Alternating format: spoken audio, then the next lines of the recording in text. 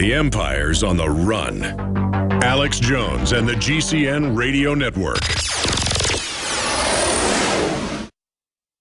Globalist social engineers are not just targeting us with propaganda. They are manipulating our genetics. We are being targeted at every level by estrogen mimickers that lower our testosterone and other hormones and natural compounds that the body needs. After consulting top doctors, nutritionists, pharmacists, and others, we have developed what I believe is the ultimate non-GMO organic super male vitality formula sourced from powerful organic herbs and then concentrated for maximum potency.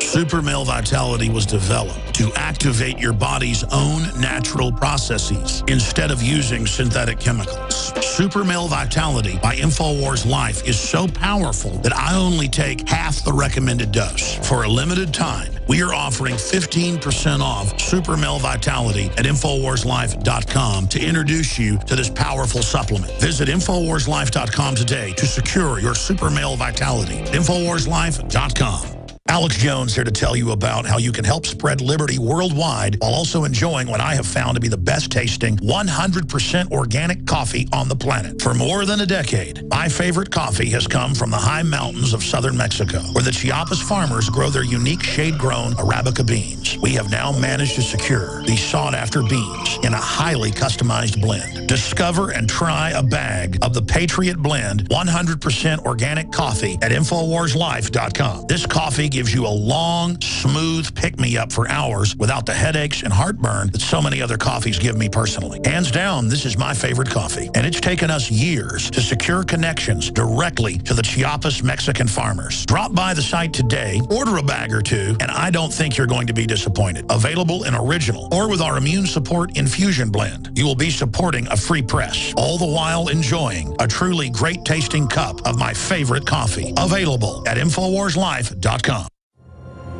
In the near future. When you realize how fake it all is, the football, the basketball. Alert. Security alert. This is Homeland Security. Analysis. InfoWars building independent media operation. We let the worst people get control and tell us that we are the ones responsible. Prime directive. Discredit Alex Jones. Jones is the wildly popular conspiracy theorist. A popular conspiracy theory talk show called InfoWars. I don't know what he is except a conspiracy theorist. Targeting of patriots engaged. They are never going to stop. They're never going to deviate from their program until we stop them. Block free iPhone app at Infowars.com. Block free podcast and video feed. Imperative. Destroy Prison Planet TV. You gotta set your eye on the enemy, not worry about what propaganda they put out. Intellectually, it's begun. You can feel it.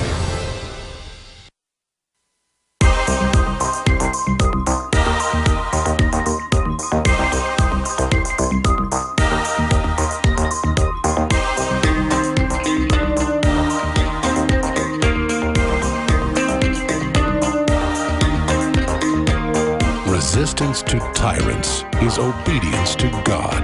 It's Alex Jones. Harry Dent's our guest, top forecaster and analyst, formerly with Bain Capital, one of their top guys there, been running his own operation for many years, best-selling author. And you can now get his new book that's linked up on his site. We'll be talking about that here in a moment. There's no doubt that this is about demographics, and there's no doubt that the 10-year sun cycle, sometimes 11 years, drives the weather, drives the climate, drives human activity, and the ancients knew about these cycles, and this is literally affecting our minds, just like the moon affects the tide, affects women going into labor. This is not disputed. But the UN 5 years ago, when the Copenhagen World Tax stuff leaked, they voted and said, we don't care what other scientists say, the sun does not affect climate. We would be at absolute zero. No life on this planet if the sun wasn't there. In fact, there wouldn't be a gravitational pull. We'd be floating around. I mean, we're a product of the sun's creation. And I can't believe I have to state these simple things to, establishment listeners. I know most of you know all this. It's just so frustrating that big analysts, there was a big article out yesterday, I was in Wired, about brain scientists working for the big Fortune 500 to manipulate people. Of course, I mean, that's what's going on. And the public's been taught, no, there's nothing happening. There's no manipulation. There's no solar radiation affecting human activity. Oh, it doesn't affect the weather. Everybody knows when there's a big sunspot that hits your region. Real weather forecasters we've had on, physicists, come on and say, no, there's a big sunspot today, so it'll probably rain real hard. And then that comes in and forms the ionization that forms nuclei. In a clear blue sky, you have thunderheads the next day and rain. And I'm already burning up time we've got with our guest. It's just that it's so interesting how, as a top analyst, he brings up sunspots, which you can see on there. So explain to us, this sounds to me like a superstorm of demographics and of resources and commodities and sunspots and population. And I mean, as a lay person listening to you, sir, it sounds to me like we better strap ourselves in, that we got front row seats to crazy town. Yeah, no, it's true, Alex. When I look at these 4 cycles that I've refined over 30 years, and you can't look at everything. That's how economists get so confused. You have to find out what really matters, what really calls turning point. These are the 4 cycles, and they're all pointing down at the same time for the next 6 years. The only time that's happened in the last century and a half was 1930 to 34, when we had the Great Depression. The worst crash, the worst bubble burst, everything I'm talking about. And people on the mainstream media look at me like I'm crazy. I'm not crazy. This is reality. So we do need to prepare. People need to be extra cautious. I'll show you the next chart I have, real simple. It's called a megaphone chart. Each bubble we've had in stocks, the one that peaked in 2000, well, then we had a crash.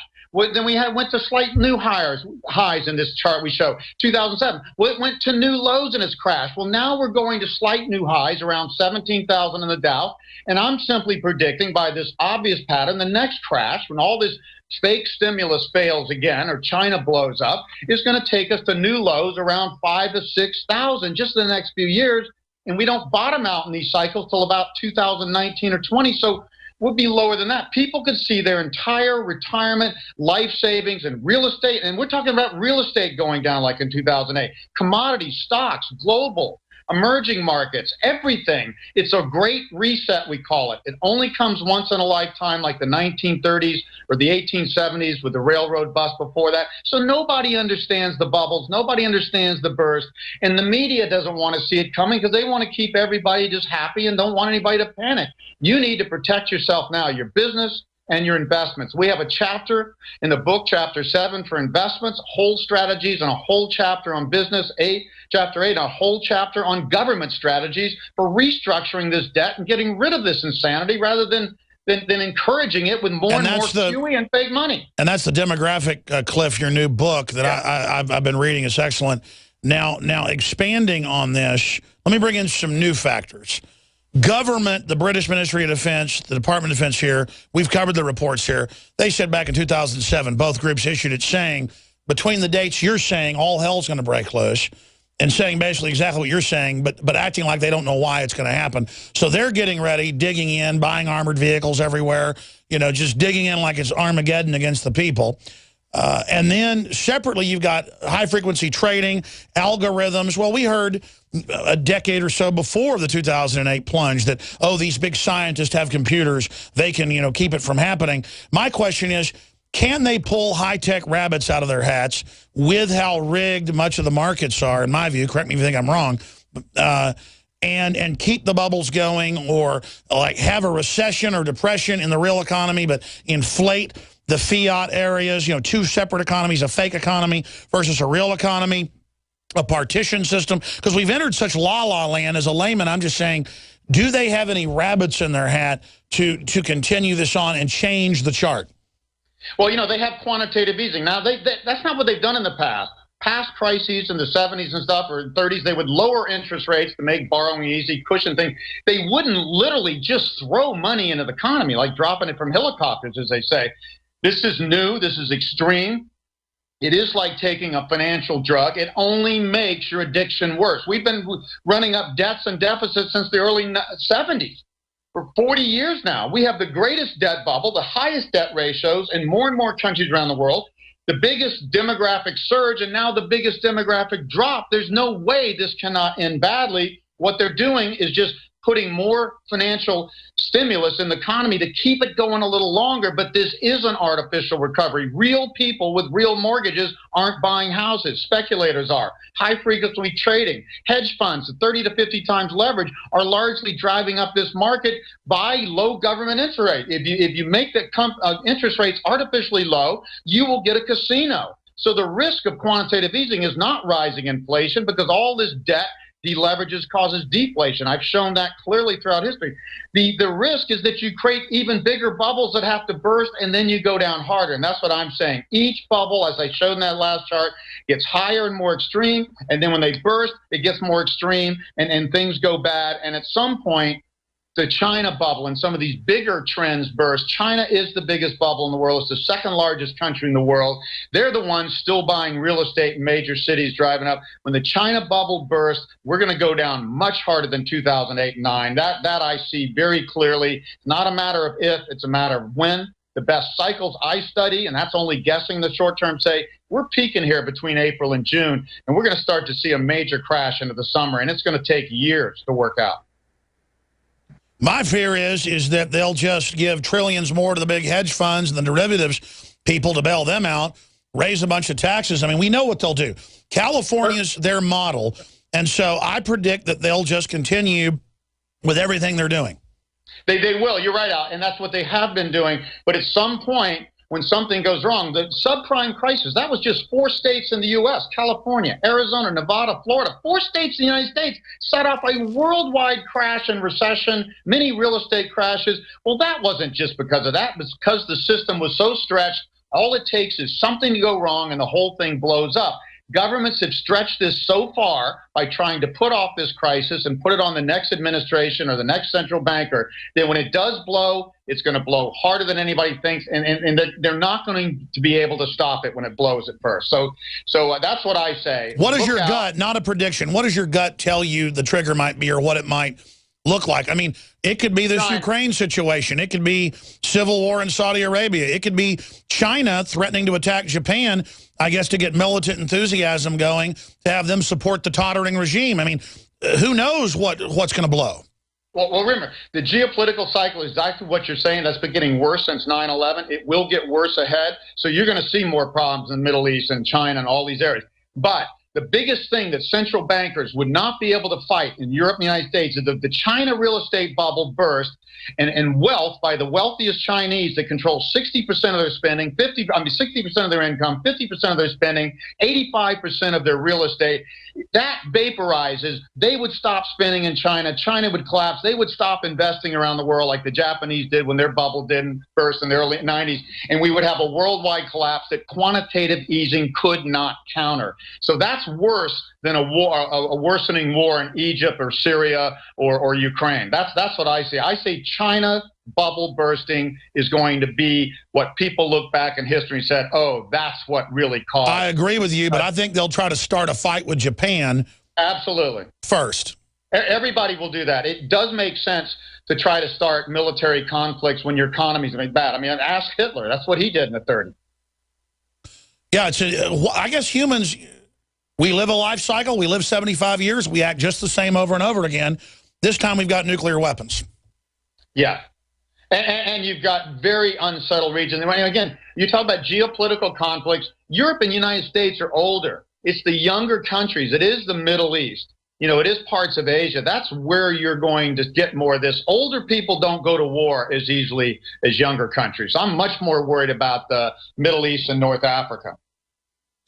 I want you to take 5 minutes, because I've been asking a lot of the questions, to cover any points you want instead of me just throwing stuff out there.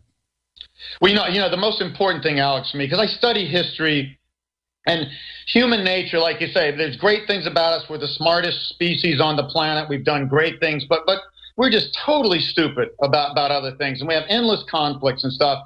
The thing I see throughout history is people just are blind to bubbles. I mean, I was over in Australia in February of this year for almost a whole month. They got one of the most obvious real estate bubbles in the world, and everybody over there has 10 reasons why their bubble is special and it won't burst. And I'm like, oh, you mean like the Japanese bubble was special and it wouldn't burst, and the U.S. bubble and the Spain bubble and on and on and on? People don't get it.